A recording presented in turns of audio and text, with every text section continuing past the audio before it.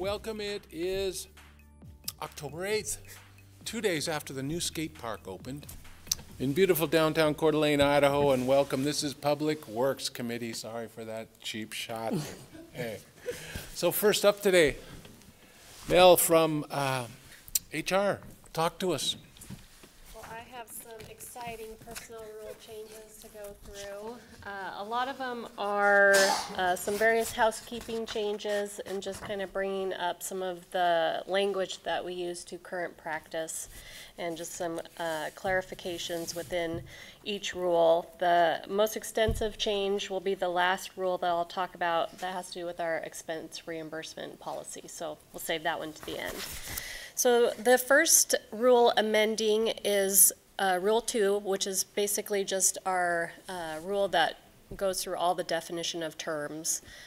This is just a few changes. The first one's bereavement leave. It didn't really have a definition, so instead of going to the actual rule that it sits in and reading it, it's just a short definition of it is a paid benefit, a paid leave benefit that is approved for individuals that have a death in the immediate family. So really basic there.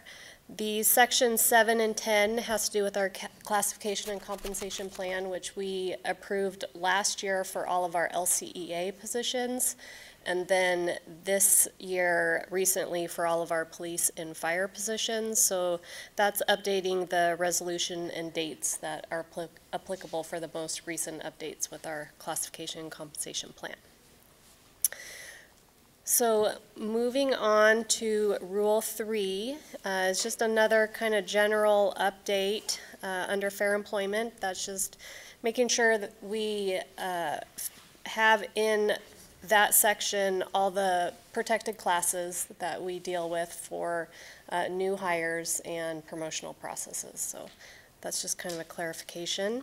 And then under qualifications of that same rule, we do also do credit checks for positions that handle, that directly handle money, and that's not in there, so that's just updating what our process is as well. Can we ask questions as we go? Is that all right? I had a question on there, so I just thought I'd ask it as we go through. Please do. So is that list where you do credit checks, is it a predetermined list? So the ones that handle money, you've already defined that position, so prior to them applying, they'll know that there would be Good question. Required. We don't have it actually listed in the announcement for the position, but we always ask the question in the interviews. So they know as they interview for the position that we do a thorough background check, and your position would require a credit history check. Do you have any concerns with that? And if so, you know, now's the time to share them. So they know that going into when they're a finalist in the position. But you internally know which positions handle money and which ones you're going to ask that question of in advance? Yes. Okay, thanks. We are doing a background check through a third party on all of our positions, so that's a given with the city, but the credit check is just specific to the ones handling money. Okay. So along those same lines, if I could, when you do a background check, that's after the fact you've kind of narrowed down the field, because you're spending money on that. Right. Correct? We've basically given a conditional offer at that point, letting them know that if you pass the background check and the credit history check, if that's part of the position, and all your references that we contact, we'll move forward with employment at that point. Yeah, so we don't do that and run that expense on a whole gamut full of employee applicants. Yeah. Thanks. I guess just to follow up on that, if you got to somebody on the background check, is that how extensive? Is it nationwide if they had something in another state? It is nationwide, yes. So depending on how many states you've lived in and what we find, sometimes it takes a bit of time to get back, but we know across the state. So we can check in the Idaho repository, some of the Idaho misdemeanors and things like that, but we can't really go outside of our state, so that allows us to check other areas. Just had an interesting thought. Does it go back to high school for most people? Don't ask me where that came from. We won't. It does go quite a ways back, yes. maybe not to high school. People do make mistakes. Okay, sorry, I just couldn't resist. Depends if you were 18 in high school, so. Right. Oh, that's right. Adult. Yes. Any other questions on those two rules? Okay, so moving on to amending Rule 9. This is the method of filling vacancies. And this is specific to our police department for the certification of the employees that are eligible to be hired for police officer. So once an employee goes through the testing process for police officer, they're placed on an eligibility list. And they're placed on that list in order of rank based on how they did on their scores. And so for the entry-level police officer certification, and this is just kind of clarifying how the police department does their certification process for their entry level and their promotional certification. So in entry level, once they pass the process, are placed on the eligibility list, the police department then does a thorough background of all those positions, starting in the highest order of rank. And they look at the testing examinations, they look at the full background packet that the employee fills out. They're looking at the kind of the whole umbrella of that applicant before they offer a position.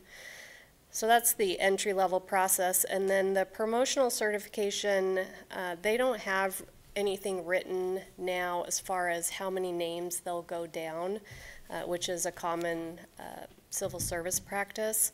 So they're wanting to add on their promotional lists, if they have one promotional opening opportunity, that they'll certify the top 8 names. So if they have, just for example, 20 names on the list, they have one promotional spot to sergeant, they would certify the top 8 names and the police chief could select one of those 8. So it kind of gives some preference to those who test a little bit higher in the process.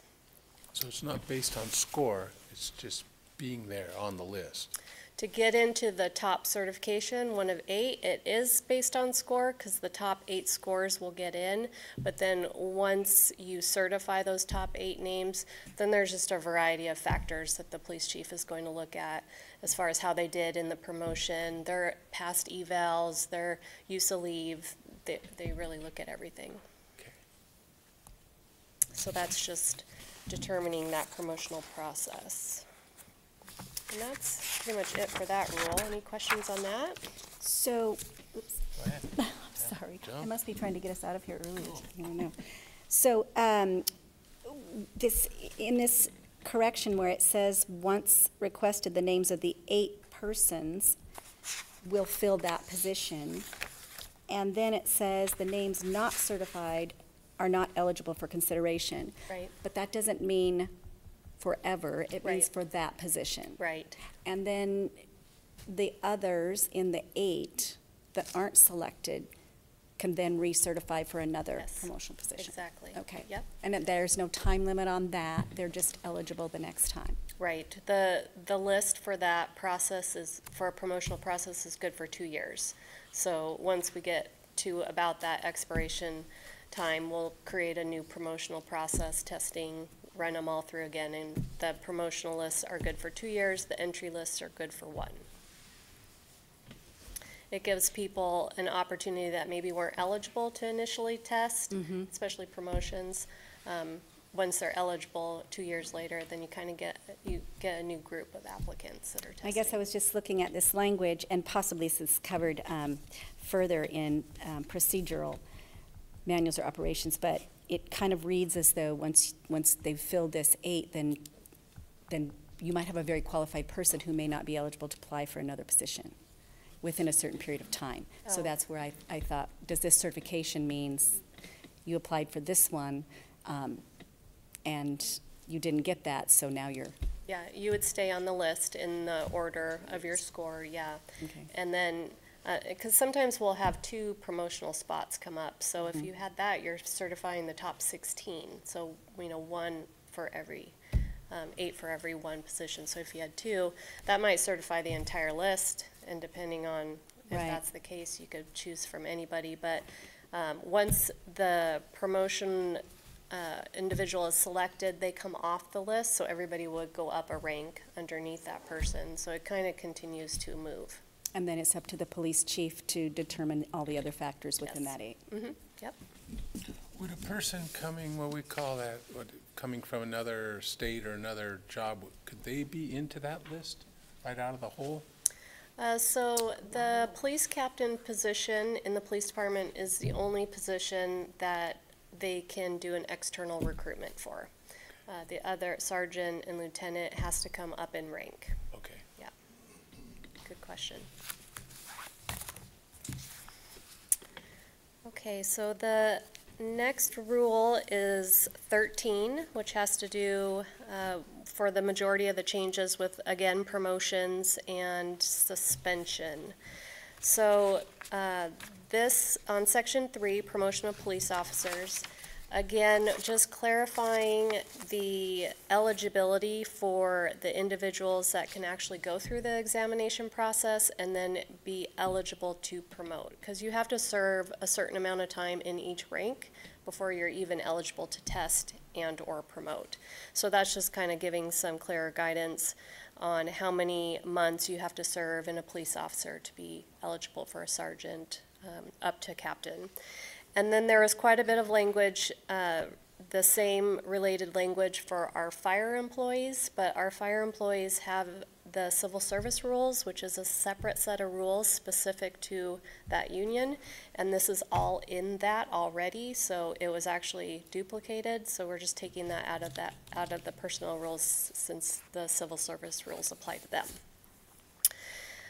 And then under section 5, there's a paragraph that has to do with suspension. And the last sentence on there was taking out the ability for department heads to suspend employees up to 10 days without any approval through HR. Our standard practice, we do not do that. So HR and legal is involved in all of our suspension and disciplinary process. But with taking that section out, and this is kind of after this change was posted, we were wanting to amend that for the first sentence to say the department head upon consultation with the HR director instead of with the approval of the HR director, just because we're working together on that. And if an employee comes in and a department head needs to suspend them immediately to do an investigation, they should have the ability to do that with consulting with the HR director. Does admin get tuned into that? Yes. Okay. Admin was part of that discussion, as well as legal. And what did legal feel about that? That you can have a department head consult with the HR director and suspend someone based on their decision?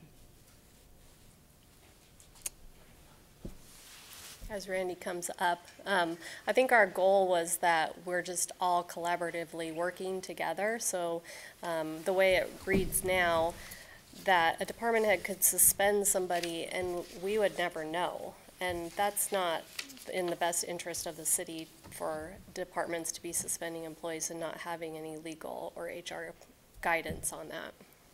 And from a legal standpoint, it can be done either way. So it's really a policy matter. It does reflect what we currently do in terms of consultation. And HR usually does not uniformly say, no, you can't do this. They're very supportive of all staff and all department heads. Okay. And I also did, before Thanks, you go, Wendy. Randy, just in case there's Yeah, another thank question. This is a change from when it was posted, but the change only really has to do with me. So legal said that we wouldn't have to repost it just on that change since it's not specific to one of the other departments. And we're okay statute-wise by Yes. making the change? Okay. That was my other question. Thank you.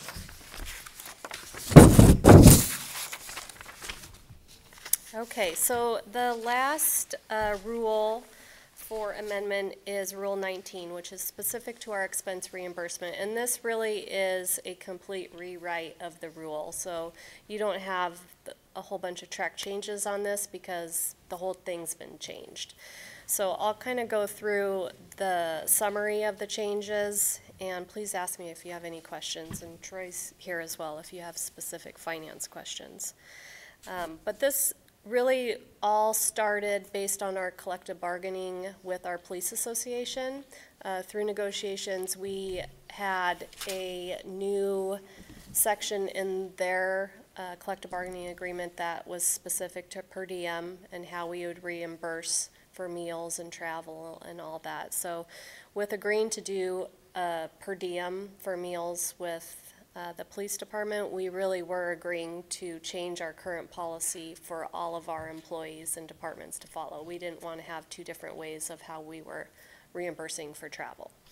So we kind of used the police information as a framework to create this policy, and it's establishing a daily per diem for meals. So when you go and travel, you're just going to get a flat per diem based on where you're going. And that's specific to the meals and gratuities and things like that that you would be paying for throughout the day. And with that, you would not need to submit receipts. So now we submit receipts for everything. And this policy would change that to not doing, if you do your reimbursement up front, or do your travel expense up front for meals, you do not need to bring back the receipts. You still need to have receipts for all of your hotels and car and airfare. You would potentially use your P card for that, most likely. But this changes the way we're doing the per diem. So before I ramble too much, let's just go into the changes. So the per diem for the food, that's pretty basic. This also establishes a process for personal vehicles, so a lot of employees don't use a city vehicle. This states that the reimbursement will be from the normal work site or from the claimant's home, whichever is closer. And if you choose to travel in a personal car, instead of using a city vehicle, that mileage won't be allowed. So it kind of goes through the whole personal vehicle piece of it.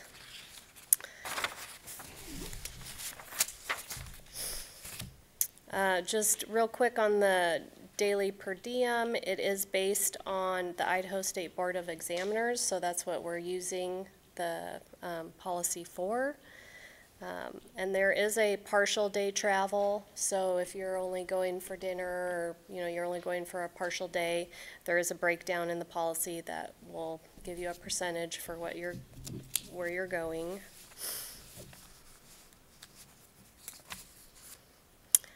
There's still the reimbursement section based on our city P card, so it's encouraged to use the P card for the incidentals and hotels and things like that.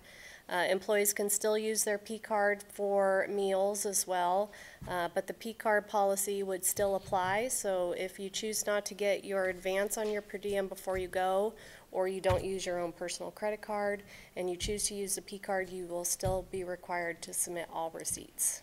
So the P card policy still applies if you use that method of payment for reimbursement.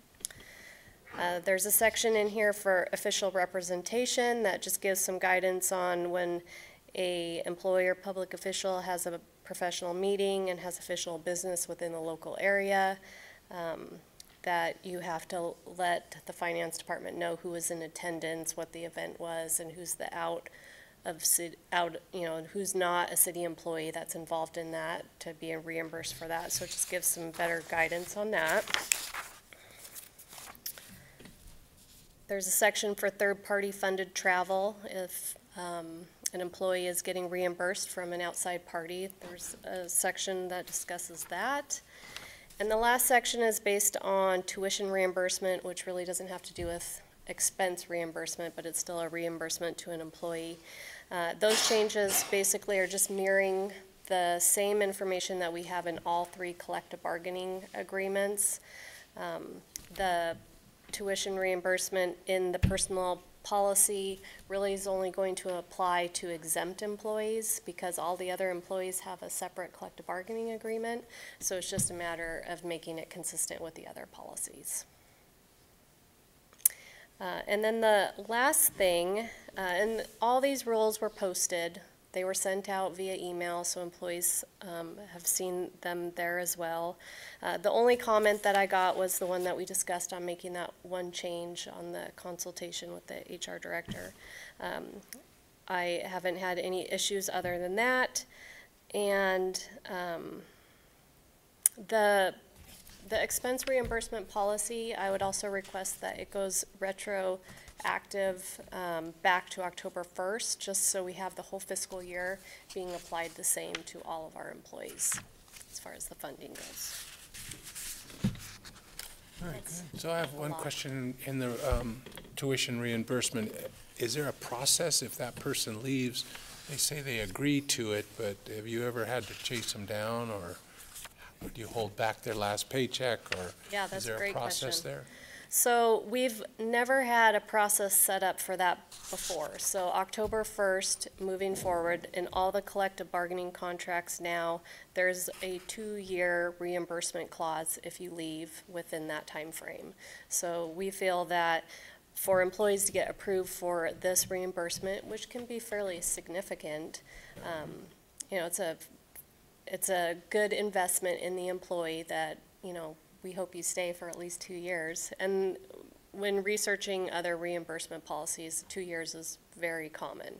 So we will address that if that happens with an employee. But that is new October 1st in this policy and within all the collective bargaining agreements. I have one more question, and then I'll let these guys run on. Before this, the per diem thing, how, is it something that you just did, or the rule was written differently and you kind of finally got your arms around it? How did that evolve through, you said through negotiation with police, how did that trigger all of this work for you? Yes. Well, Troy could probably answer that better than myself, but I think the topic has been out there for quite a few years based on, you know, tracking down all the receipts. Finance tracks that, the amount of time that's spent doing that. I think we've always wanted to have our employees accountable for what they spend. You know, there's a section here that talks about, you know, we're not going to pay for alcohol. We're not going to pay for those things that, you know, aren't related to, you know, your meals, for instance. And switching over to a per diem, you're basically, you know, giving the employee the money in advance, and there's no tracking of that. So we have it in the policy that that's not allowed, but that we can't track that anymore. So that was a really important item in the police negotiations. So that's kind of what brought it forward. Yes, there's 2 plans that a city can choose to do. We were on the fully accountable plan. You only get reimbursed when you bring us a receipt.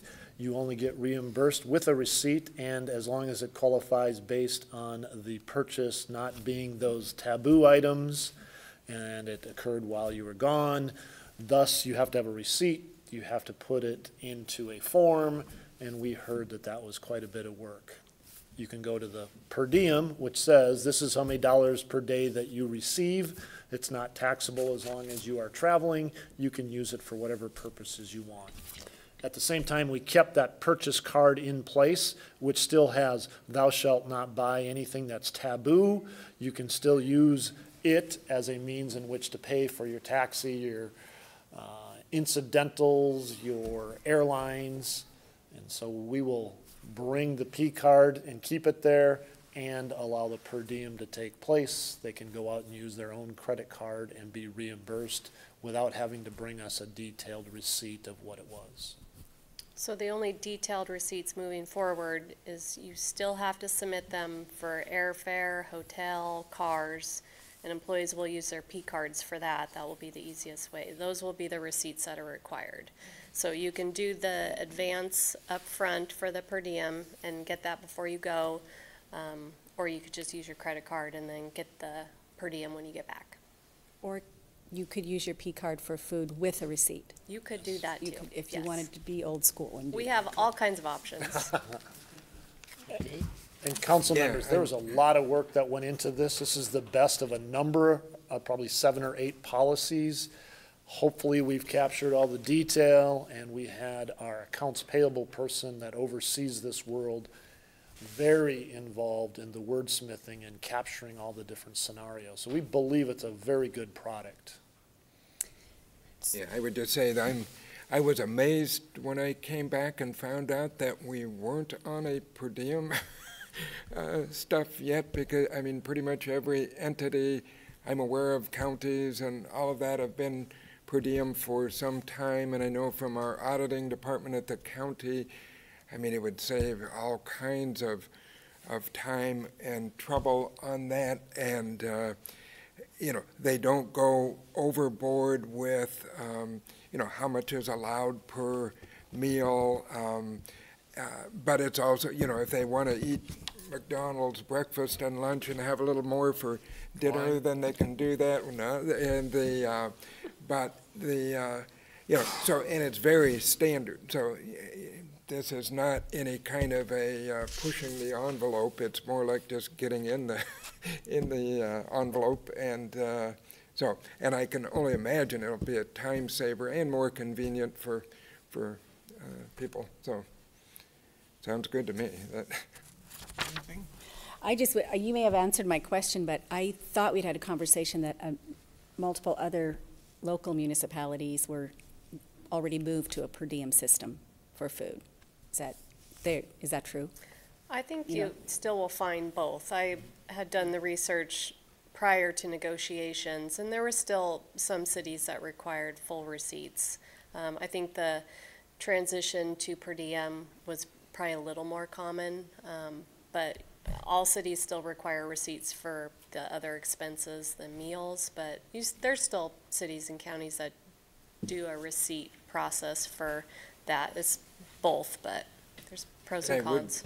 just add, from serving on a number of, you know, commissions, committees, whatever, that if you're on something that the state is picking up the tab to reimburse, this is exactly what they do. And my main day job at North Idaho College, we're on this exact system, and they can, you know, I don't know if this will be, but we go online and submit something before you go, and then settle up after the fact, and it's all online and generate, so it's a time saver all around. So Oh, we just need some software now.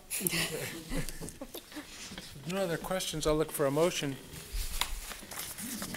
I would make a motion to approve amendments to Rule 2, definition of terms, Rule 3, miscellaneous provisions, Rule 4, method of filing vacancies, Rule 8, transfer, promotion, demotion, suspension, and reinstatement, and the review of Rule 13, authorization and procedures for expense reimbursement of the city's personnel rules.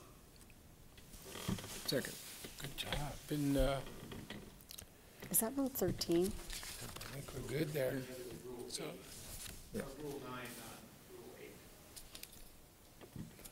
it's those X's and I's. Did you catch that? So I got you 3 adjust eyes. that. As written, problem. okay. All right. We good it? We got it? All those in favor? Aye. Did you get an aye? Got an eye. It's unanimous. How about consent? Missed one eye and added another eye. Moving right along, Dennis Grant from the city engineers talking about giving away dirt. Good afternoon, council. We have 2 vacations for you today. The first one is over there off of Annie Avenue. I'll just go ahead and up front tell you, we had one right next door to this last year for a different neighbor, that there's a triangle piece to the north. We vacated a triangle piece of the northerly half of Annie Avenue to that parcel, and this is the southerly trapezoidal shape that's going to the property to the south. So anyway, the applicant is Shelley Bruna, trustee for the Rudolph Randolph Rasch Trust, and The address is 1941 North 9th Street. And the requested right-of-way was originally dedicated to the city of Coeur d'Alene in the Borda 3rd Edition plat back in 1954. The vacation of the requested right-of-way would not have any financial impact on the city and would add about 802 square feet to the county tax roll, which isn't a lot, but it's a little bit, so. The purpose of this request is to vacate that street right away because Annie Avenue is a dead-end street and it was cut off by Interstate 90 back in the day. There is no foreseeable use for this additional right-of-way, and the development review team was notified about this and discussed there, and so therefore, staff recommends to the Public Works Committee to proceed with the vacation process as outlined in Idaho Code Section 50-1306, and to recommend to the City Council the setting of a public hearing for this item on November 6th, 2018. Any questions for Dennis? I'll look for a motion. I would make a motion that council authorize staff to proceed with the vacation process as outlined in Idaho Code 50-1306 for V-1806 and set a public hearing on November 6th, 2018. Second. Been moved and seconded. Any other questions, comments? All those in favor? Aye. Opposed? Consent, please. You're on a roll, Dennis. Okay, number 2, vacation. The applicant is the City of Coeur d'Alene and Ignite CDA, and they are requesting the vacation of a right-of-way along the south side of Celtice Way and east of Atlas Road. You can see the exhibit up there. It borders the property that we recently acquired here this year. And I'll give you a little history. The 4-lane divided highway known as Celtice Way was originally constructed in 1926. It was U.S. Highway 10 back in the day. With this portion from Coeur d'Alene to Idaho-Washington boundary being replaced by I-90 in 1971. The right-of-way width adjoining the subject property varies from plus or minus 260 feet. That's the entire width. In the past several years, there have been a couple vacations along there on the north side, Honda being one of them. I can't remember exactly the other one that was vacated, but anyway, this will be the third one that I know of in that area on that right-of-way. It's about 2.30 acres, 2.3 acres along there. And what you'll see later, by the way, coming down the pike is a short subdivision which will include that vacated right-of-way and make the future lots bigger, more resellable. So right now, we're giving it to ourselves, but I'm thinking in the future, when these will be sellable lots, that will make these larger. Okay, so Giving ourselves our own dirt. yeah, isn't that amazing? Okay. I just like I saying know, that. I chuckled a little bit too.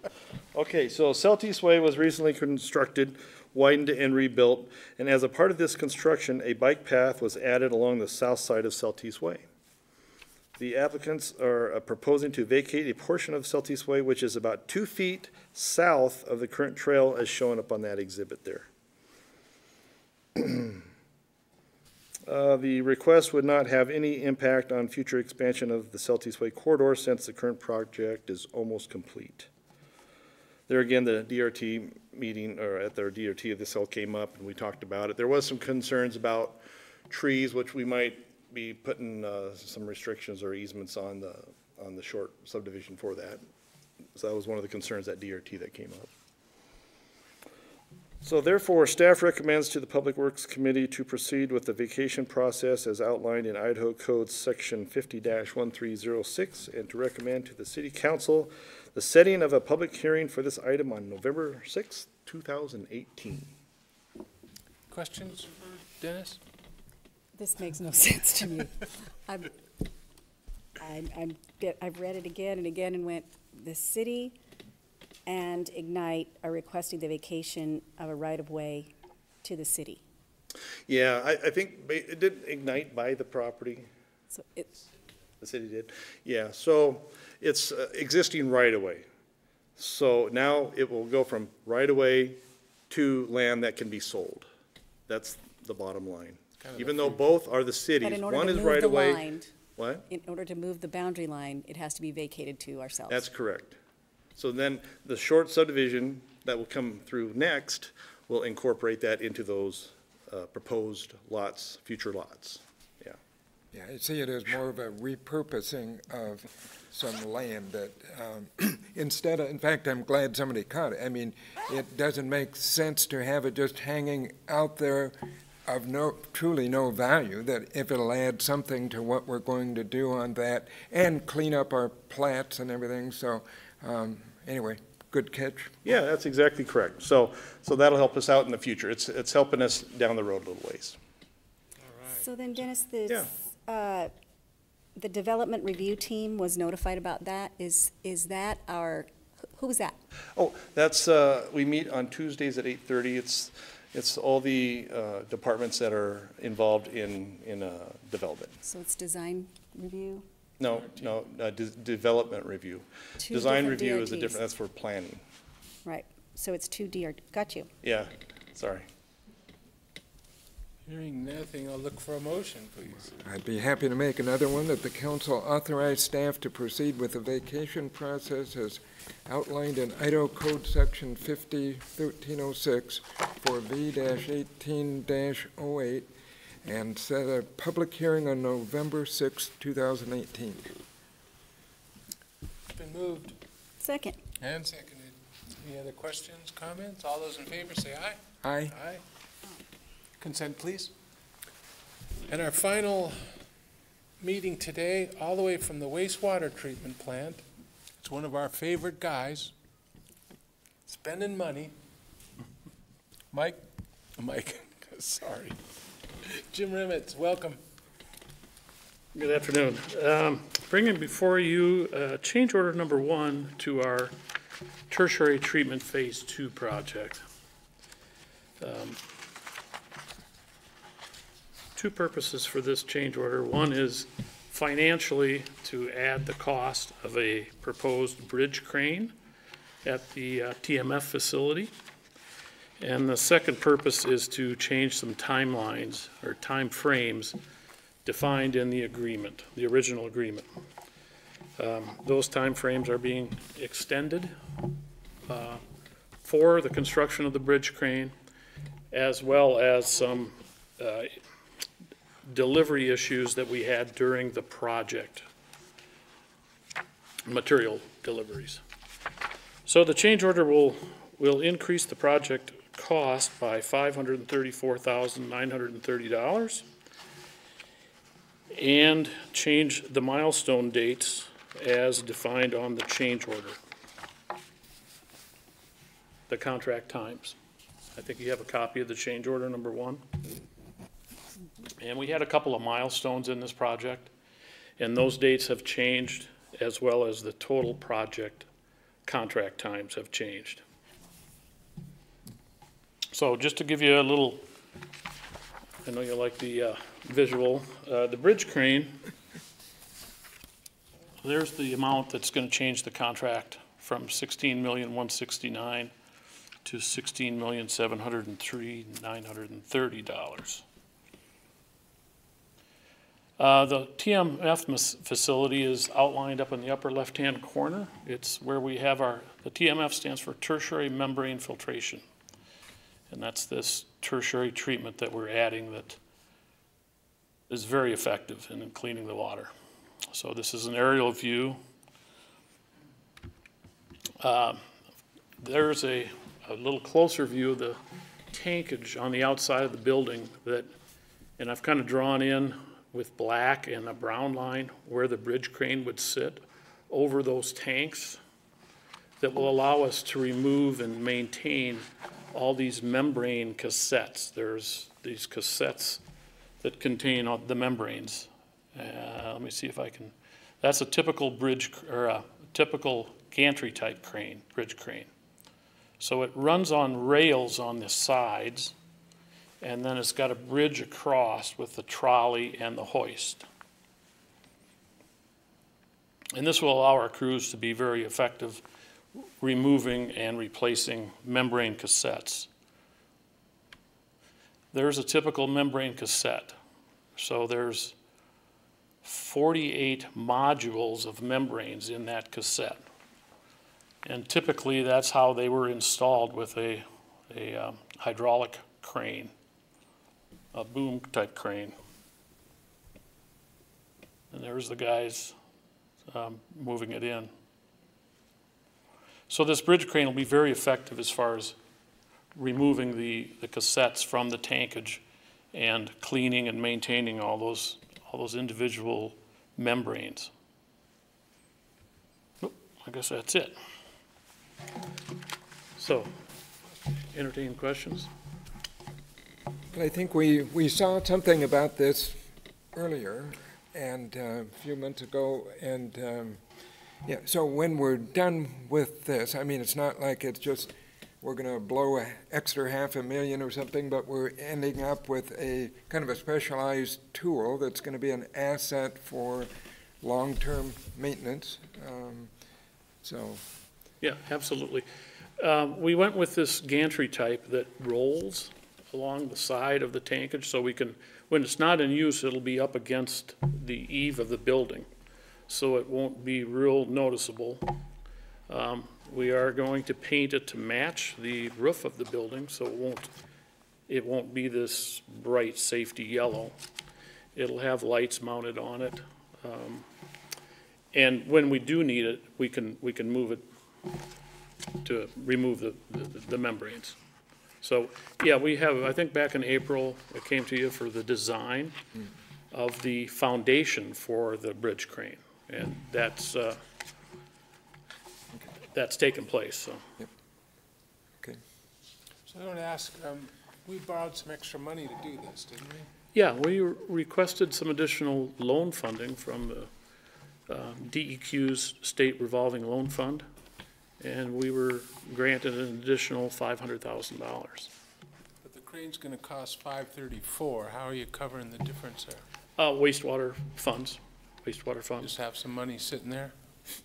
We have, I mean- I think we have a good balance. As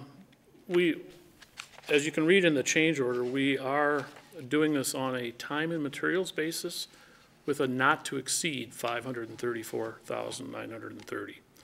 So if in fact it costs less, we'll issue another change order to reduce that amount, this amount. Never seen that happen. Don't hold your breath on that.